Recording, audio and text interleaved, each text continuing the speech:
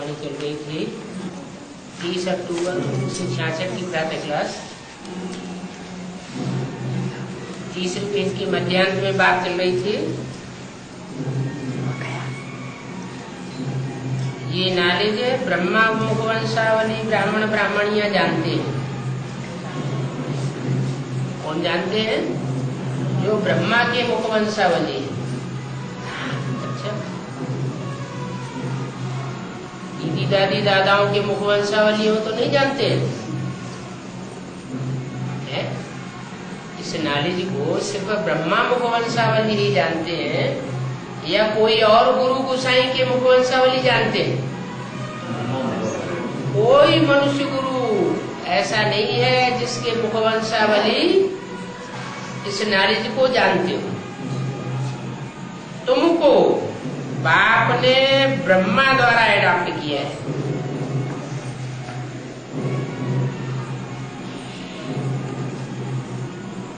वो जो गुरु गोसाइयों के चेले होते हैं उनको वो गुरु गोसाई एडॉप्ट करते हैं। और तुमको किसने एडॉप्ट किया है? शिव बाप ने ब्रह्मा द्वारा एडॉप्ट किया है। ब्रह्मा द्वारा एडॉप्ट किया है। यहाँ ब्रह्मा कौन? ब्रह्मा ने तो शरीर छोड़ दिया। 68-69 में ही ब्रह्मा ने शरीर छोड़ दिया। फिर एडॉप्ट कैसे किया? उनको शरीर छोड़े हुए तो 32 और 5 38 साल हो गए। फिर तुम ब्रह्मा मुखवंशावली कैसे हुए? हैं? हैं? हाँ, ब्रह्मा ने बल शरीर छोड़ा तो जिस तन में भी प्रवेश करूंगा उसका नाम ब्रह्मा रखना पड़े। तो 76 में बाप का प्रत्यक्षता वर्ष मनाया। बाप तो जरूर कोई ब्राह्मण बच्चे के द्वारा ही प्रत्यक्ष होगा। तो जिस बच्चे के द्वारा प्रत्यक्ष होता है वो ही ब्रह्मा हो गया। कौन सा ब्रह्मा? जो यज्ञ के आदि में भी था, प्रजापिता ब्रह्मा। वही आत्मा तब थी 60 साल की, वानप्रस्थ अवस्था। वानप्रस्थ अवस्था में 40 साल और ऐड हुए तो 76 आया। 76-77 में संपूर्णता वर्ष मनाया गया। वो किसका संपूर्णता वर्ष था? कौन से ब्रह्मा का संपूर्णता वर्ष था? प्रजापिता ब्रह्मा। आज ब्रह्मा का संपूर्णता वर्ष मना। ब्रह्मा की आयु 100 वर्ष पूरी हुई।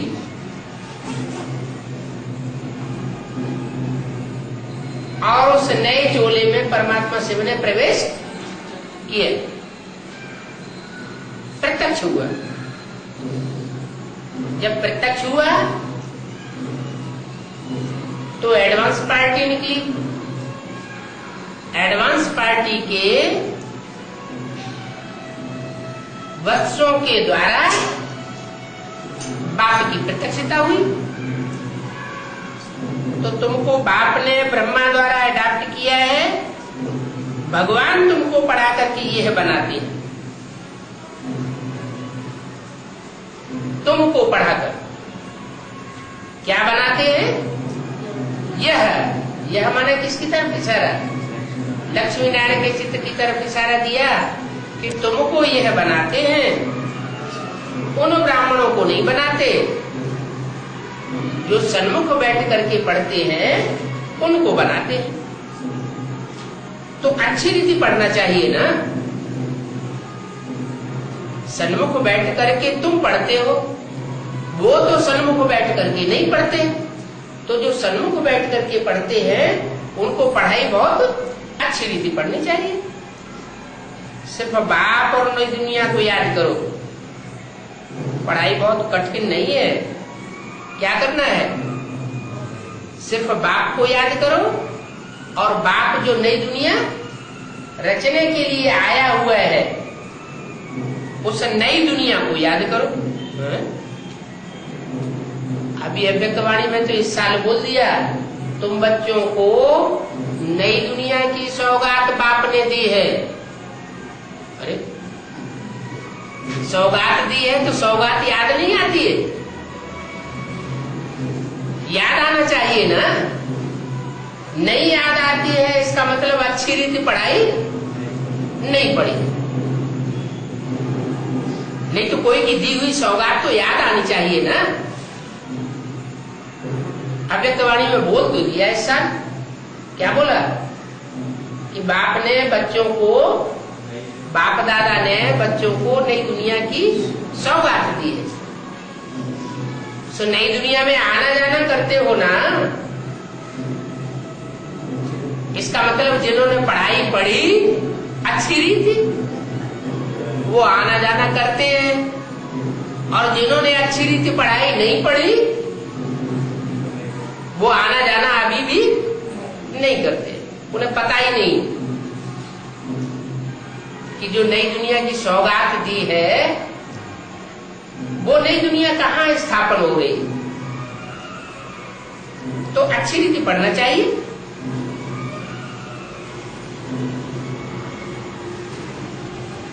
सिर्फ बाप को याद करना है और नई दुनिया को याद करना है,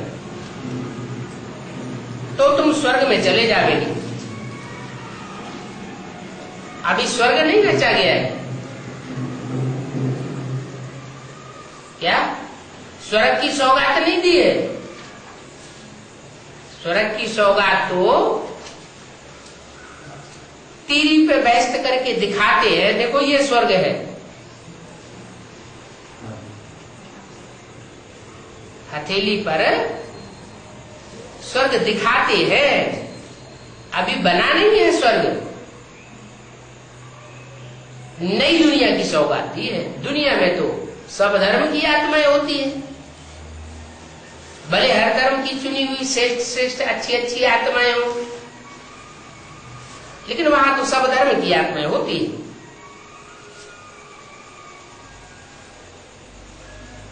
तो अगर तुम अच्छी रीति पढ़ेंगे तो स्वर्ग में चले जाएंगे, और बहुतों को पढ़ावेंगे तब जावेंगे। क्या क्या कहा? अगर अच्छी रीति पढ़ेंगे और बहुतों को पढ़ावेंगे तो राजा रानी बन सकते हैं। अगर खुद अच्छी रीति नहीं पढ़ेंगे, बहुतों को नहीं पढ़ावेंगे, तो स्वर्ग में तो जावेंगे, लेकिन राजा रानी नहीं बनेंगे। जितनी भी रूहानी सर्विस करेंगे उतना उच्च पद पाएंगे। तुम हो रूहानी सोशल वर्कर। क्या? रूहानी सोसाइटी की तुम सेवा करने वाले हो, जिस्मानी सोसाइटी की सेवा करने वाले नहीं हो। बाकी सारी दुनिया में है जिस्मानी सोशल वर्कर। तुम आत्माओं को बाप रूह का ज्ञान देते हैं, आत्माओं की सेवा करते हैं। इसको कहा जाता है आत्माओं की सेवा। जो सिखाते भी स्पिरिचुअल फादर है। ये रूहानी सेवा रूहानी बाप ही आकर के सिखाते हैं। मनुष्य को भगवान कहना तो महान पाप हो जाता है। क्या? कोई मनुष्य भगवान बनकर के बैठ जाए तो ये तो बहुत बड़ा पाप है। कहते हैं ना शिवो हम, माना हमें ये शिव है। अब शिव आवेगा, दुनिया की सबसे बड़ी हस्ती, तो वो अपने मुख से बैठ कहेगा कि हम शिवो हम, मैं शिव हूं। उन्होंने तो किताब में लिख दिया है सच्चिदानंद स्वरूपम शिवोहम शिवोहम, निजानंद स्वरूपम शिवोहम शिवोहम। ब्रह्मा बाबा को साक्षात्कार हुए और इस तरह बोलने लगे।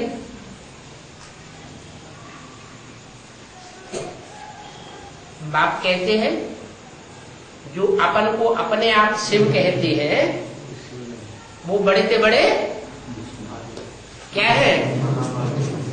हिरण्यकश्यप है। अभी बोला मनुष्य को भगवान कहना तो महापाप है। तो ये है मनुष्य से देवता बनने की पाठशाला। क्या ये पाठशाला कोई छोटी मोटी नहीं है। कैसी पाठशाला है?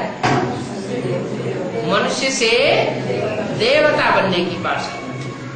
इतना ऊंच पद और कोई पाठशाला में और कोई स्कूल में और कोई कॉलेज में इतना ऊंच पद मिलता नहीं है। बनेंगे भी जरूर। क्या देवता बनेंगे भी जरूर। 10 वर्ष के अंदर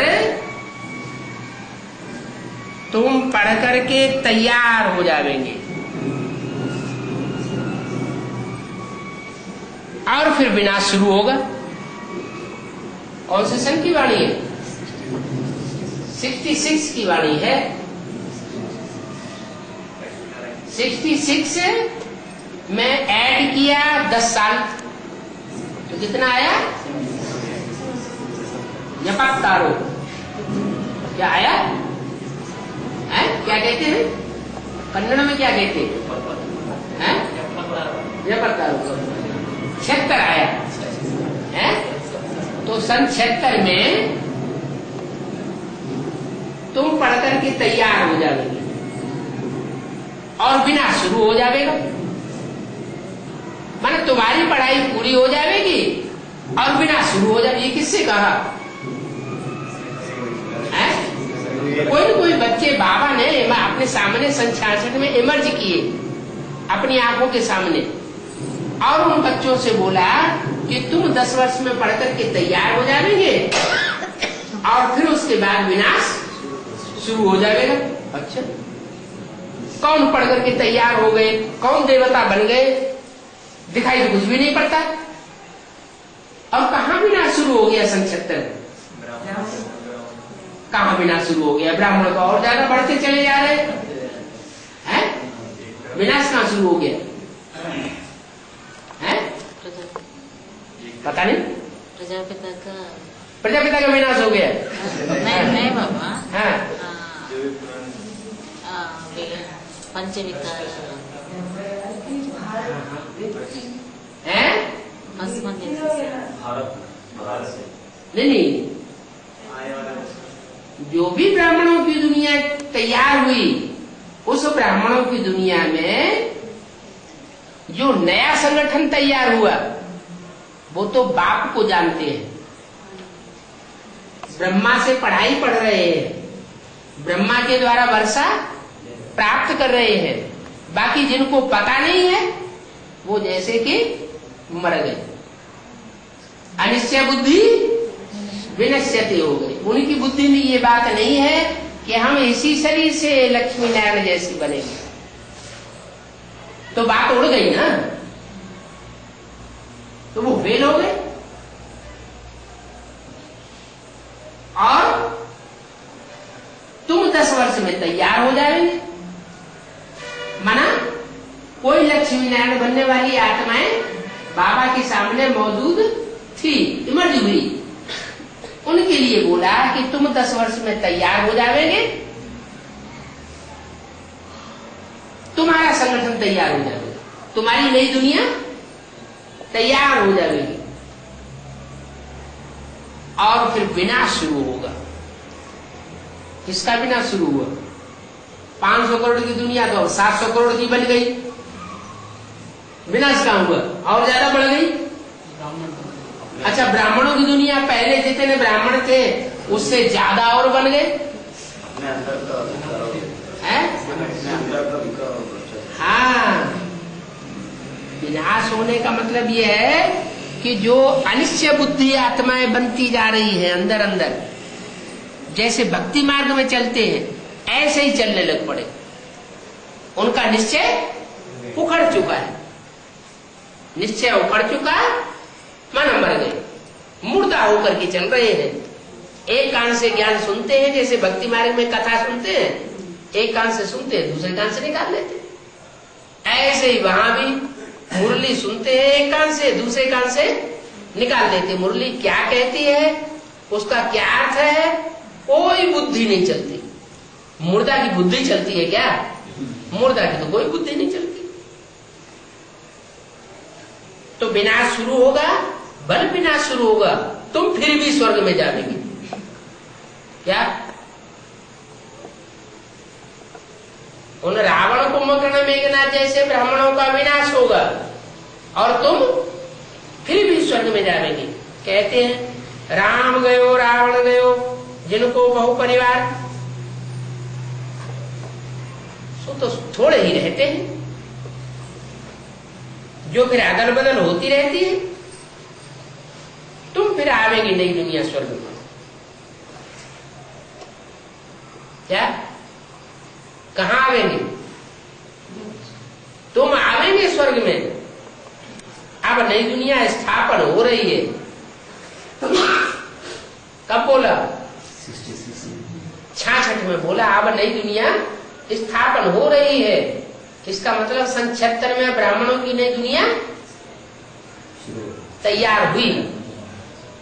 वो नई दुनिया जो तैयार हुई,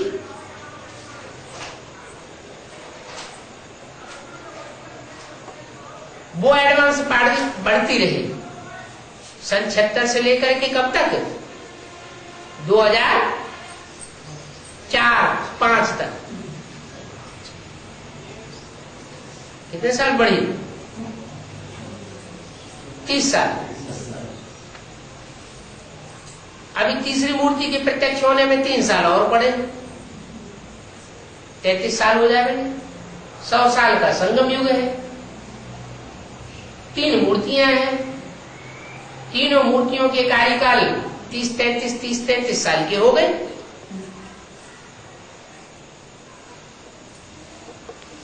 तो सन 76 से लेकर के अभी 2005 चल रहा है। अभी ब्राह्मणों की एडवांस पार्टी में नई दुनिया का जो सॉलिड रूप है वो तैयार हुआ है या नहीं हुआ है? भले अव्यक्त वाणियों में बाबा ने के बोल दिया। क्या बोला? नई दुनिया की सौगात तुम बच्चों को बाप दादा ने दी है।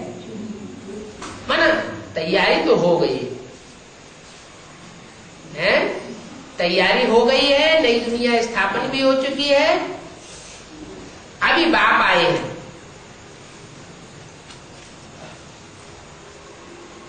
इशारा दे रहे हैं बच्चों को, पढ़ाई पढ़ेंगे तो ऊंच पद पावेंगे, पढ़ाई पढ़ करके दूसरों को पढ़ावेंगे तो ऊंच पद पावेंगे। इस दुनिया में तो अभी नरक है। अभी तुम ही हो जिस संगम युग पर हो। अगर संगम याद रहता है, भगवान याद रहता है, तो तुम संगम युग पर हो। बाप की याद नहीं रहती है, दुखी होने लगते हो, माया तंग कर देती है, ज्ञान के पॉइंट बुद्धि में से उड़ जाते हैं, तो संगम युग पर हो या नरक में हो? नरक में आत्माएं दुखी होती है। बाकी सब कलयुग में, तुम संगम पर हो। तुम ना नरकवासी हो और ना स्वर्गवासी हो। बल नई दुनिया की सौगात तुमको दी है, लेकिन तुम अभी स्वर्गवासी नहीं हो और नरकवासी भी नहीं हो। ये क्या बात? अब बीच में है। हम दुखी भी नहीं होते, हम बहुत सुखी भी नहीं होते। कहते हैं ना, सुख दुख में कैसा रहना चाहिए? सुख दुख में समान रहना चाहिए। दुख पड़ता है तो रोना नहीं, दूसरों के सामने अपना दुखड़ा रोना नहीं, और सुख मिलता है तो बहुत खुश नहीं होना। तो तुम अभी न नरकवासी हो न स्वर्गवासी हो, तुम संग युगवासी हो। अभी तुम ब्राह्मण हो, न शूद्र हो न देवता है। देवता कहा जाता है संपूर्ण ब्राह्मण को। तो माया अभी बीच बीच में खाती रहती है, अवस्था नीचे गिराई देती है, दुखी कर देती है। इसका मतलब अभी तुम पक्के ब्राह्मण नहीं बने। कहेंगे हाँ ब्राह्मण हो, क्योंकि ब्राह्मणों की तो अनेक कुलियां होती हैं। ऊंचे के ऊंचे ब्राह्मण भी होते हैं और नीची कुली के भी ब्राह्मण होते हैं। तो कहेंगे अभी तुम ब्राह्मण हो, जब तक ब्राह्मण पक्के ना बने तब तक पक्के देवता भी बन नहीं सकते। पक्के ब्राह्मण का ठप्पा लगना चाहिए। ब्रह्मा भगवान साहब ब्राह्मण ब्राह्मणी बने ना, अगर बनेंगे तो शिव बाबा से वर्षा ले सकेंगे, नहीं बनेंगे तो शिव बाबा से वर्षा इस जीवन में नहीं ले सकेंगे। बन सकते कि दूसरे तीसरे चौथे जन्म में वर्षा मिल जाएगा, वो तो देवताओं से मिलेगा। लेकिन इस जन्म में जो बाप से डायरेक्ट पढ़ाई पढ़ रहे हो, सन्मुख बैठ करके, अगर पूरी पढ़ाई न पढ़ी, पूरा पुरुषार्थ नहीं किया, गफलत करते रहे, तो बाप से पूरा वर्षा नहीं ले सके। माने 16 कला संपूर्ण देवता इस जन्म में नहीं बन सके। वर्षा ब्राह्मणों को मिलता है। क्या कहा है? अगर शूद्रपना है तो वर्षा मिल नहीं सकता। पक्के ब्राह्मण है तो जरूर वर्षा मिलना है। बाकी कुछ न कुछ सुना, थोड़ा बहुत जिन्होंने सुना है सन्मुख आकर के, बाप के सन्मुख आकर के जिन्होंने सुन लिया, माँ के सन्मुख नहीं, किसके सन्मुख? बाप के सन्मुख आकर जिन्होंने कुछ थोड़ा बहुत भी सुना है, तो वो स्वर्ग में आ जाएंगे।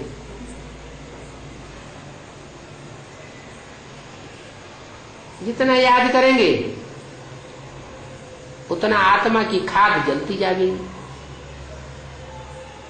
कौन सी खाद होती है? आत्मा के अंदर कौन सी खाद है? देवान की, विकारों की, वो खाद जलती जाएगी। जैसे सोना होता है तो सोने में चांदी की खाद डाल देते हैं, तांबे की खाद डाल देते हैं, लोहा मिक्स कर देते हैं, तो उसकी कीमत, सोने की कीमत कम हो जाती है। तो ऐसे ही ये आत्मा, इसमें जैसे जैसे विकारों की खाद पड़ती जाती है, वैसे वैसे आत्मा की पावर कम होती जाती है। त्रेता युग शुरू हुआ, कौन सी खाद पड़ गई?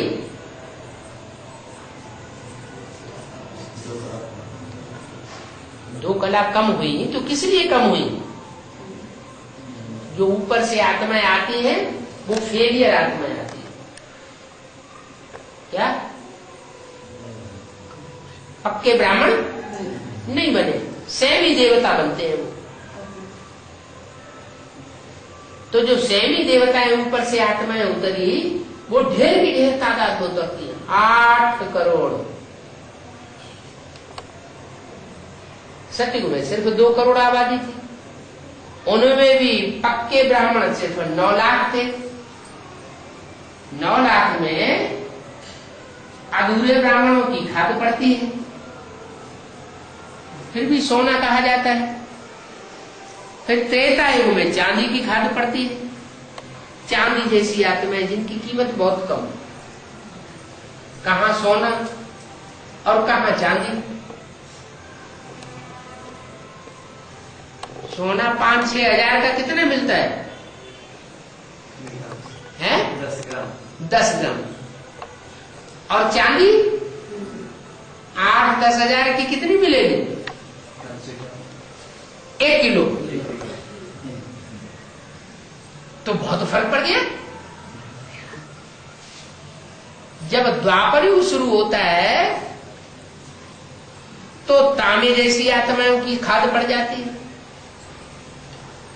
इब्राहिम आए, क्राइस्ट आए,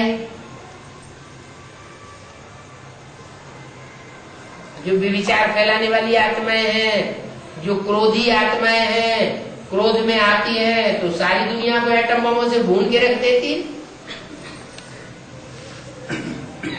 ऐसे ऐसे कामी और क्रोधी आत्माओं के संग के रंग में देवताओं को आना पड़ता है। तो संग के रंग की खाद पड़ जाती है।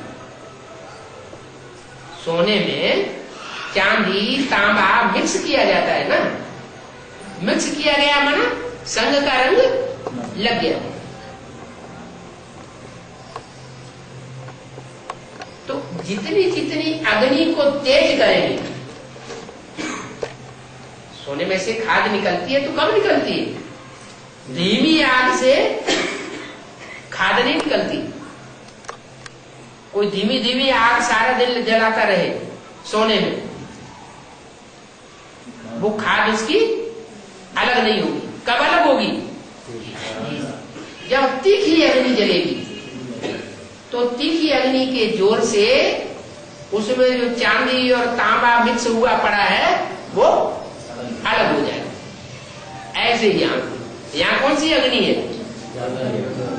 यहाँ योगाग्नि है। तो ये योग अग्नि जितनी जितनी तीखी करेंगे, तीव्र अग्नि हो, माना उस अग्नि में भी दूसरों की याद मिक्स नहीं होनी चाहिए।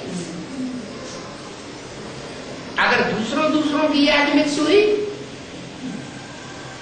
तो अग्नि तीव्र अग्नि नहीं कही जाएगी।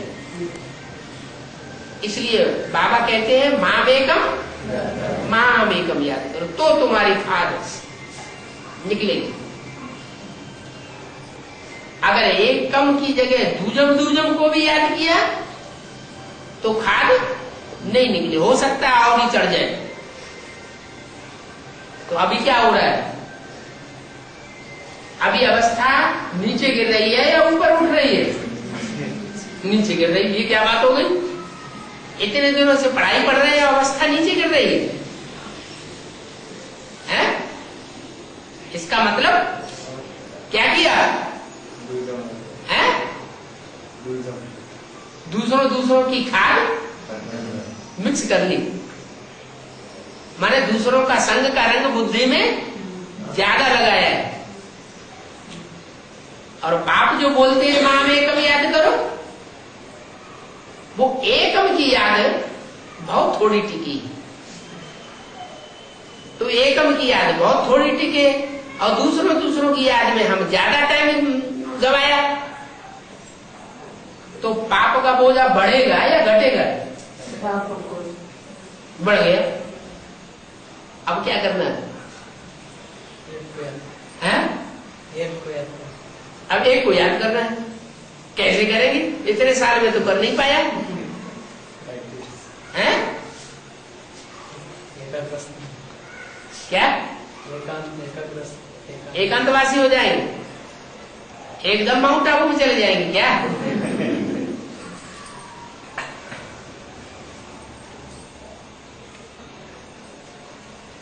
इसलिए एक अव्यक्त वाणी में बोला है, अपने फरिश्ता स्वरूप का अनावरण कब करेंगे? कोई मूर्ति का उद्घाटन होता है तो मूर्ति के आगे पर्दा पड़ा हुआ होता है, फिर जब उद्घाटन करते हैं तो उसका पर्दा उठा देते हैं। तो पूछा, ब्राह्मण से फरिश्ता बनना है ना, इस फर्श की दुनिया वालों से रिश्ता तोड़ना है या और नए नए रिश्ते जोड़ना है? क्या करना है? 63 जन्म तो नए नए रिश्ते हर जन्म में जोड़ते रहे, बुद्धि अनेकों रिश्तों में भटकती रही,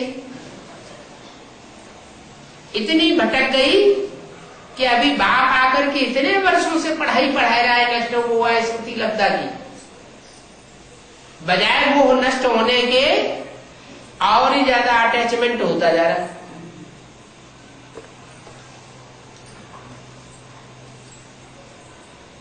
तो नष्ट हुआ कैसे बनेंगे?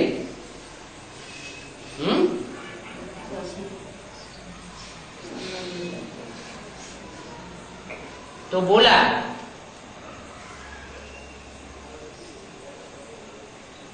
अपने फरिश्ता स्वरूप का अनावरण कब करेंगे? धर्मराज को बुलावे क्या है? जब धर्मराज आवेगा, चीफ जस्टिस होता है ना, चीफ जस्टिस को बुलावेंगे क्या? चीफ जस्टिस कौन है? हमारी ब्राह्मणों की दुनिया का चीफ जस्टिस कौन है? हाँ, धर्मराज। ब्रह्मा वो तो अम्मा हो गई, वो तो बहुत प्यार देती है, तो जब तक प्यार देती है तब तक प्यार में तो और बिगड़ते ही रहते हैं। वही अम्मा क्या बने? है चीफ जस्टिस बन के बैठ जाए। तो चीफ जस्टिस को बुलावेंगे क्या? अपने फरिश्ता स्वरूप का अनावरण करने के लिए, तब फरिश्ता बनेंगे। फरिश्ता माना है फर्श की दुनिया वालों से कोई रिश्ता नहीं।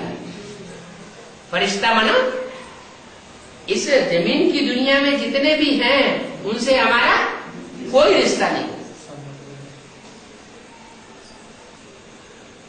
ऐसे फरिश्ते कब बनेंगे?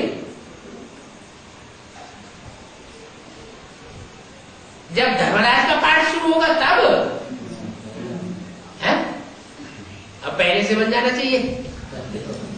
अगर धर्मराज के डंडे लग गए तो पद नीचा हो जाएगा।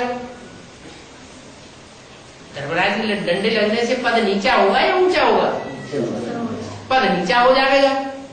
डंडे के डंडे खाओ और पदवी नीचे मिले तो डबल नुकसान हो गया। तो घाटे का सौदा करेंगे या फायदे का सौदा करेंगे?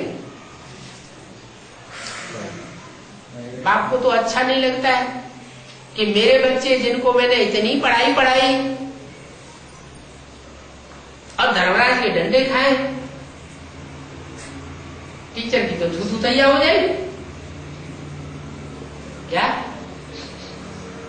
तो बाप कहते हैं शिव बाबा से वर्षा ले लो। ब्राह्मणों को वर्षा मिलता है।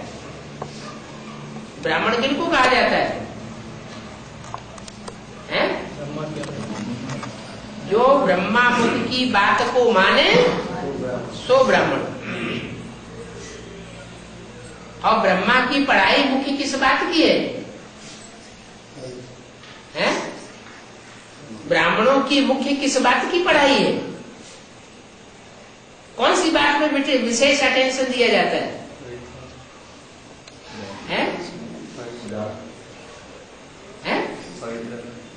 पवित्रता की। जो पवित्र है वो ब्राह्मण, अपवित्र है तो शूद्र है। तो ब्राह्मणों को वर्षा मिलता है। बाकी कुछ न कुछ सुना तो प्रजा में आ जाएगी। जितना याद करेंगे उतना खाद जलती जाएगी। तुम विकर्माजीत बनेंगे क्या? जब सारी खाद आत्मा की जल जाएगी तब तुम विकर्माजीत। विकर्माजीत मानो विकर्मों के ऊपर, विपरीत कर्मों के ऊपर जीत पा लेंगे। विपरीत कर्म मानो श्रीमत के बरखिलाफ जो कर्म है, जो हम 63 जन्म से करते चले आए हैं, उन पाप कर्मों के ऊपर हम जीत पा लेंगे। हमसे पाप कर्म नहीं होंगे जब हम पक्के ब्राह्मण बन जाएंगे। अभी तो घड़ी घड़ी देवभान में आते रहते हैं, देवभान में आने से माया हमसे पाप कर्म करा देती है। पाप कर्म नहीं होंगे, विकर्माजीत बनेंगे तो तुम स्वर्ग में चले जाओगे।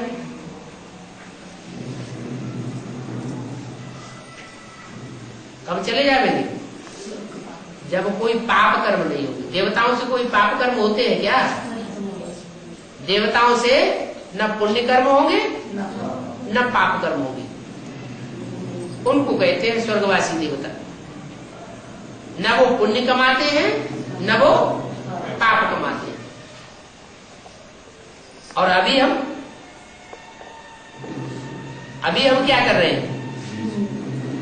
हम श्रीमत पर चल करके पुण्य बहुत थोड़ा कमाए रहे हैं और माया के चपेटे में आकर के पाप ज्यादा कमा रहे हैं।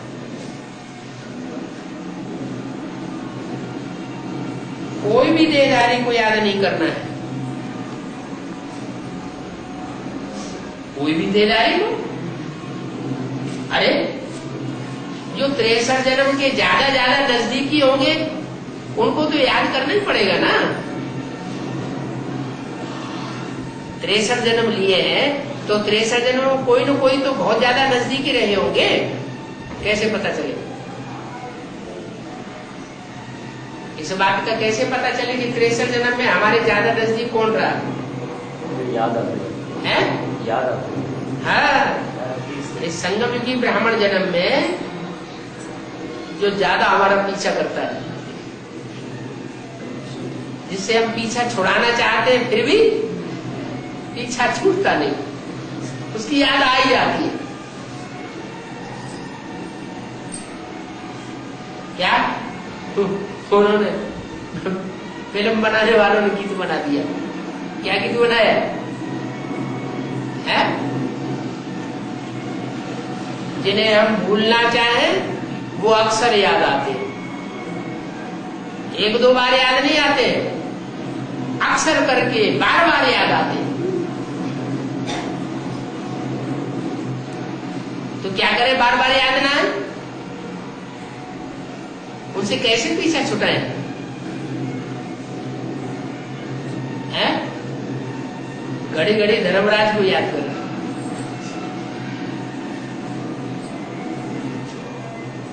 वो मार मार के सारा कुसंग झाड़ देगा।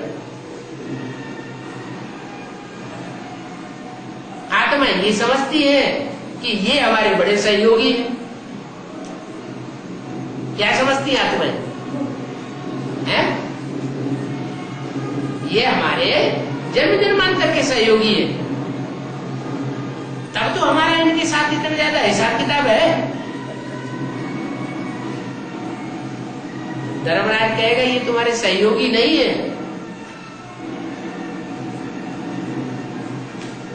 ये तुमको जन्म जन्मांतर नीचे गिराने वाले। इस दुनिया में ऊंचा चढ़ाने वाला कोई नहीं, सब नीचे गिराने वाले। ऊंचा चढ़ाने वाला सिर्फ एक बाप है जो इस सृष्टि पर अंत में आता है। इसलिए वो कहता है मां में कब याद करो, मुझे याद करेंगे तो तुम्हारे पाप भस्म होंगे। पाप भस्म होंगे तो पुण्य का खाता भारी हो जाएगा। तराजू होता है ना, तराजू में एक पलड़े में पाप रखे जाएं, एक पलड़े में पुण्य रखे जाएं, तो पुण्यों का खाता भारी तब होगा जब पाप कर्म पाप की याद से सारे भस्म हो जाए। या तो याद से भस्म होंगे, नहीं तो धर्मराज के दंडों से भस्म होंगे। याद से भस्म हो जाए उसमें फायदा ही फायदा है, पद भी ऊंच बनेगा।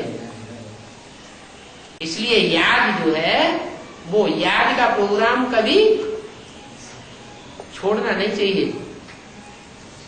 ज्ञान और योग ये दोनों चीजें जो हैं, जहां कहीं भी संगठन क्लास लगता हो तो संगठन क्लास जरूर अटेंड करना चाहिए। वहां सब मिलकर के बाबा की याद में बैठते हैं। इकट्ठे होकर के बाबा की याद में बैठेंगे तो स्मृति की डोरी सारी एक के साथ जुटेंगी जाके, तो मोटा रस्सा बन जाएगा। क्या स्मृति के धागे सारे एक बाप के साथ जुटेंगे तो क्या बन जाएगा? मोटा रस्सा बन जाएगा। उसे दुनिया में कोई तोड़ नहीं सकेगा। और अकेले अकेले घर में बैठ करके याद करेंगे तो माया आराम से तोड़ती रहती है। तोड़ रही है कि नहीं? तोड़ रही। तो अभी कोई ध्यान ही नहीं दे रहा है और ही उल्टी बात सोच लेते हैं। क्या? अरे वो क्लास में क्या होता है, गीता पाठशाला में जाके क्या करेंगे? वहां वही मुरली तो सुनाई जाती है और टीवी में वही तो देखा जाता है। हम अपने घर में, हमारे घर में भी टीवी रखा है, हम अपने घर में टीवी देख लेंगे, बाबा को याद कर लेंगे अमृत वेले। लेकिन दिल से पूछो, क्या अकेले अकेले में बाबा की याद हो पाती है? मुरली जो सुनते हो उस मुरली में उतना मजा आता है जो संगठन में मजा आता है। संगठन में मजा आता है। संगठन में मुरली पढ़ते हैं, सुनते हैं तो जास्ती मजा आता है, जास्ती उमंग उत्साह बढ़ता है। और ये बात तो शास्त्रों में भी लिखी है कि कलयुग में संगठन में बहुत ताकत होती है, खास करके मुसलमान लोग, इस्लामी लोग, इन्होंने दुनिया में ज्यादा से ज्यादा हिस्से में राज्य किया और लंबे समय तक राज्य किया। अभी क्रिश्चियंस बढ़ गए 100-200 साल से, उससे पहले 2500 साल से मुसलमानों का ही राज्य बना रहा। कारण क्या हुआ? उन मुसलमानों का ज्ञान हमारे शास्त्रों से ज्यादा ज्ञान है क्या? नहीं। फिर उनकी बुद्धि का योग जो है, सारे मुसलमानों की बुद्धि का योग दुनिया के किसी भी हिस्से में रहेंगे, उनका बुद्धि का योग मक्का मदीना में लगा होता है। सारी जिंदगी उनकी बुद्धि में ये ललक लगी रहती है कि हम मक्का मदीना पहुंचे और वहां जाके हज यात्रा करें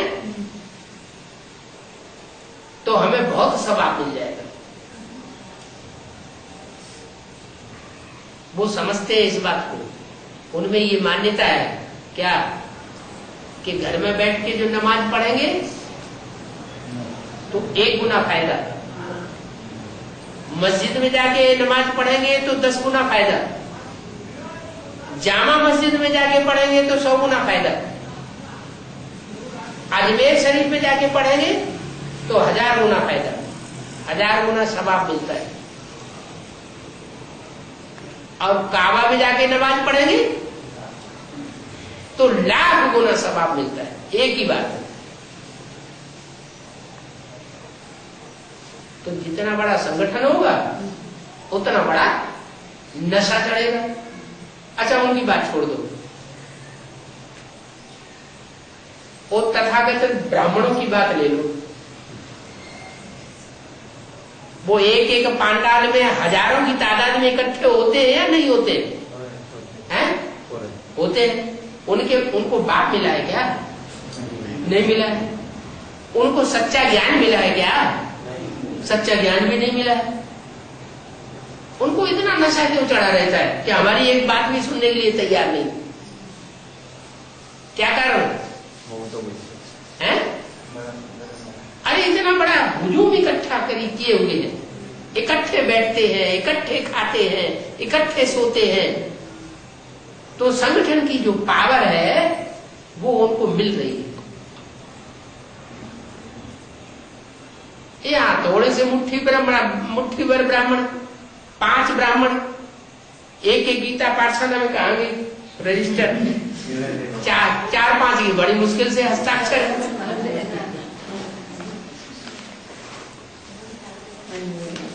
है। कितने के हस्ताक्षर है? संगठन क्लास में एक कनक दुर्गा माता, दूसरी वेंकट लक्ष्मी माता, तीसरी तुलसम्मा माता, चौथी नागम्मा माता और 5वें कोटेश्वर राव भाई। वो संगठन का हिसाब है,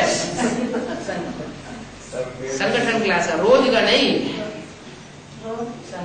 रोज बस एक कनक दुर्गा माता, माता जी के पिताजी भी गए। फिर तो क्या हाल लगा पड़ा है? बाबा खदरी का सन खदरी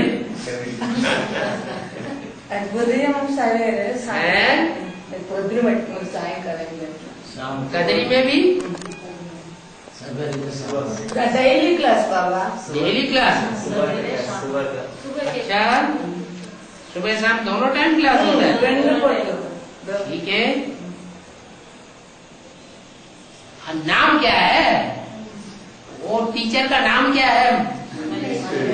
बाबा मल्ल युद्ध करने वाली ईश्वरी है? क्यों भाई से मल्ल युद्ध होता रहता है क्या? उदय में 1 घंटा बाबा है, शाम का 1 घंटा, शाम को 1 घंटा क्लास होता है। आधा घंटा याद, आधा घंटा मल्ली। ठीक है। मुरली एक जगह की बात नहीं है, ऑल इंडिया में ऐसे ही चल रहा है क्या?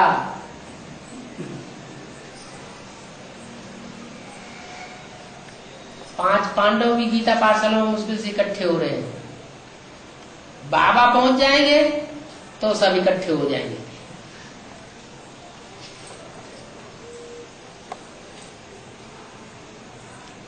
तो संगठन के हिसाब से डब्बा गोल होता जा रहा है। क्यों? ये यूनिटी क्यों नहीं बन रही है? जरूर कहीं न कहीं वानर सेना में प्योरिटी की लीकेज हो रही है। फिर बाबा देखेंगे कि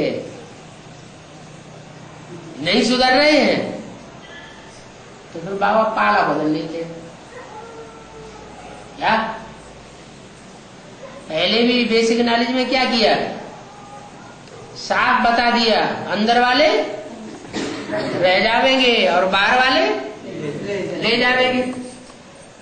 अब यहाँ एडवांस पार्टी में भी ऐसे बाबा का नियम उसूल तो एक ही है ना। अगर ठीक से पढ़ाई पढ़ेंगे तो क्या करेंगे? एडवांस पार्टी वाले सब अंदर वाले हैं ना, तो ले जावेंगे। नहीं पढ़ाई पढ़ेंगे तो अंदर वाले रह जावेंगे और बाहर वाले कौन हैं? बीके में से जो निकलेंगे, जो बीके में से निकलेंगे आगे चल के निकलने तो है ना, है? विजयमाला निकलेगी कि नहीं निकलेगी? क्या इशारा दिया उसके लिए? विजयमाला निकलेगी उसके लिए मुरली में क्या इशारा दिया? एक रानी मक्खी निकलेगी तो उसके पीछे पीछे सारा झाड़ जाएगा। तो संगठन की ताकत निकल आएगी बाहर। फिर क्या होगा? अंदर वाले रह जावेंगे और बाहर वाले चंद्रवंशी ले जावेंगे। ये तो बहुत बात हो गई है।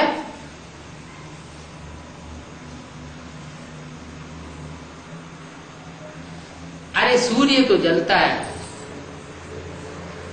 उसमें तो आग भरी पड़ी है। जो सूर्य के बच्चे हैं उनको थोड़े जलना चाहिए, हैं? ये उनमें काम विकार की आग भरी पड़ी है, क्रोध विकार की आग भरी पड़ी है।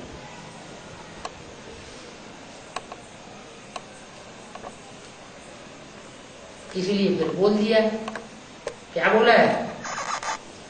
बोला है रुद्रमाला पहले तैयार तो होती है,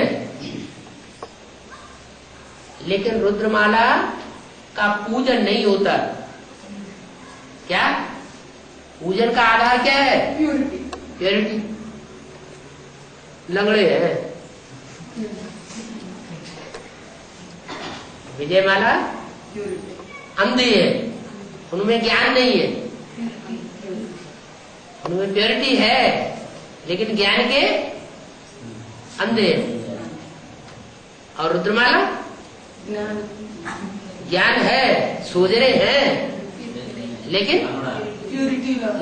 पति चलता है तो पत्नी नहीं चलती, पत्नी चलती है तो पति नहीं चलता ठीक से, चाल ठीक नहीं है, एक टांग कोई न कोई टूटी हुई है।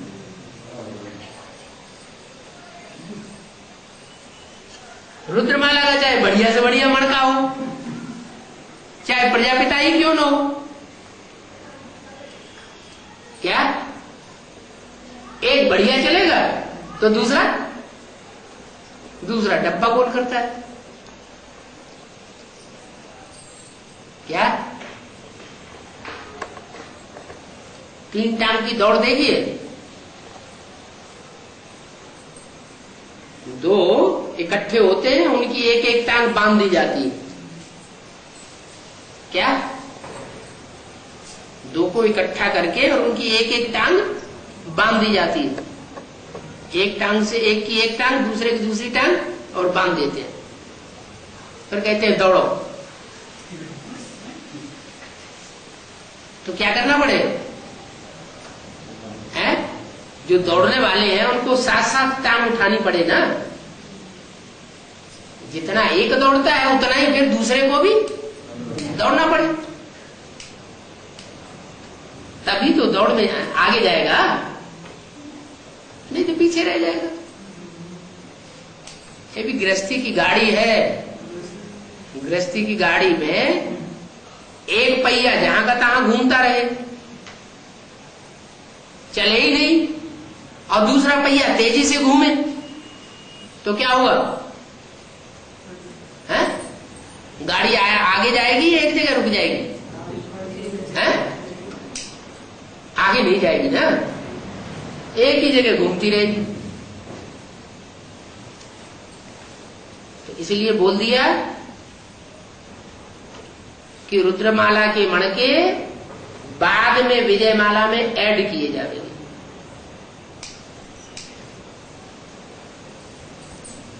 तब विजयी बनेंगे। जब तक विजयी नहीं बनेंगे विकारों के ऊपर, तब तक स्वर्ग का मुंह नहीं देख सकेंगे। तो बहुत बड़ा घाटा हो गया है। घाटा मारना चाहिए।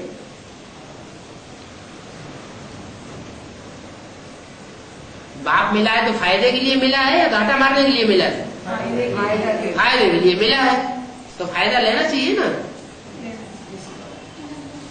कि 8 ही लेंगे सर फायदा है,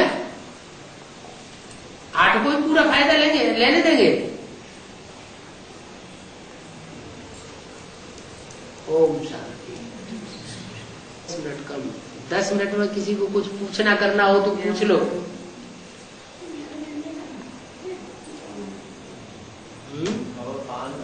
शास्त्र में बोलते हैं, शास्त्र में दिखाते हैं कौरव और पांडवों को युद्ध दिखाते हैं, लेकिन हमारा बाबा बोल रहे हैं पांडव संकल्प से भी युद्ध नहीं करेगी। हाँ, संकल्प से भी युद्ध नहीं करते नहीं है क्या? लेकिन बाबा बोलते हैं ना, लेकिन बाबा बोलते हैं, लेकिन जब पक्के पांडव बनेंगे तभी तो नहीं करेंगे। अच्छा अभी पक्के पांडव बने हैं क्या? नहीं, अभी वाचा से भी युद्ध करने लग पड़ते हैं, संकल्प से। संकल्पों से भी युद्ध करने लग पड़ते हैं। अभी तक ये खबर नहीं आई है कि किसी एडवांस पार्टी वाले ने बाहुबल चला दिया हो।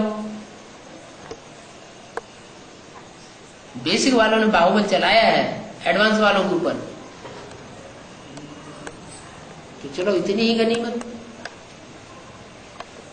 बाकी युद्ध तो कर रहे हैं ना।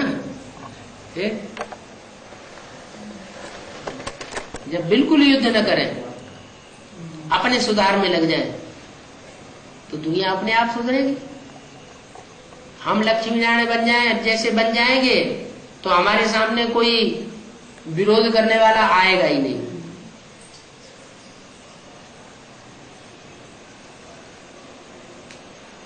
एटम बम फटते हैं दुनिया में, भारत के ऊपर एटम बमों का शेक क्यों नहीं आता? भारत कैसे बच जाता है? भारत अविनाशी खंड बना रहता है और सारी दुनिया एटम बमों के विस्फोट से समुद्र के अंदर डूब जाती है। क्यों? पीरियड से बचते पवित्रता को माने। कारण क्या है? क्यों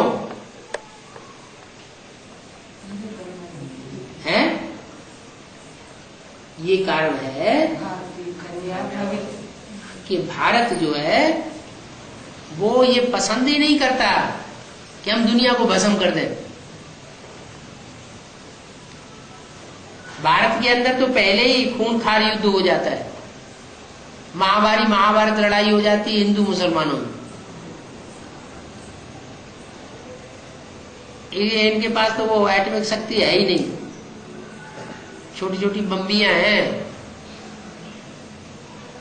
तो हिंदुस्तान पाकिस्तान आपस में एक दूसरे को दिखाते रहते हैं, देखो हमारे पास इतनी ताकत है कुछ भी नहीं।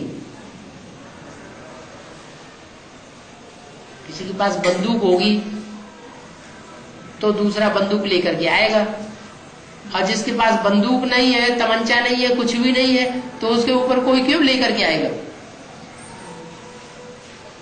इसलिए भारत के पास एटॉमिक एनर्जी नहीं है तो भारत के ऊपर एटम बमों का विस्फोट होना भी नहीं है।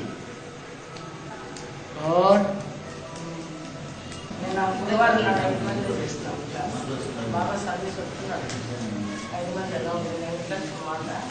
माता हिंदी नहीं जानती है, कुछ बोलना तो चाहती है,